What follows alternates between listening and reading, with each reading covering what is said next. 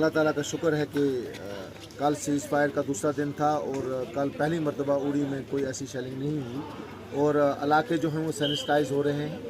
ابھی 6 گاؤں جو ہم نے وہ جو ہے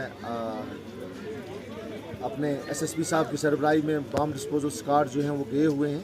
6 گاؤں جو اس میں گوالتا، گوہالن، اپنا کمل کوٹ، اسلام آباد، یہ جو ہیں یہ کلیئر ہوئے ہیں.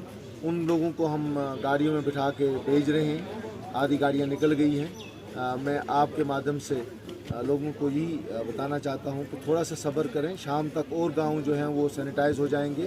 بم ڈسپوزل اسکواڈ گئے ہوئے ہیں، وہ سینیٹائز ہو جائیں گے تو آپ کو باری باری گاڑیوں کا پورا انتظام ہے. آپ کا یہاں کھانے کا بھی انتظام بارہمولہ میں موجود ہے. آپ کا جوں ایک ایک گاؤں سینیٹائز ہوتا جائے گا تو ہم آپ کو گاڑیوں بٹھا کے واپس لے جائیں گے اپنے گھروں کی طرف. اور اسسمنٹ بھی چل رہی ہے، ڈیمیج کی اسسمنٹ، وہ بھی ٹیمیں جو ہیں وہ نکل گئی ہیں سب ڈویژن اڑی میں.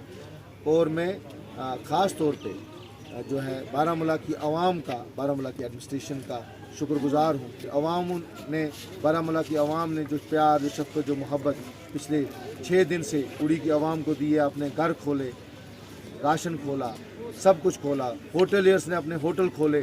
میرے پاس الفاظ نہیں کہ میں آپ کا شکریہ ادا کیسے کر سکوں. گردوارہ پربندھک کمیٹی کا شکر گزار ہوں کہ انہوں نے ہمارے وہاں پہ سردار اور ہندو بھائیوں کو بٹھایا ہے. میں وہاں سے ابھی ہو کے آیا، ان کو دیکھ کے آیا، اور انہوں نے جو ہمارے لوگوں کے لیے کیا ہے، میں ان کا بھی گردوارہ پربندھک کمیٹی کا شکر گزار ہوں کہ انہوں نے ہمارے ہندو بھائیوں کو اور جو سکھ بھائیوں کو وہاں بٹھایا ہے. بڑے آرام سے بٹھا کے رکھا ہوا ہے.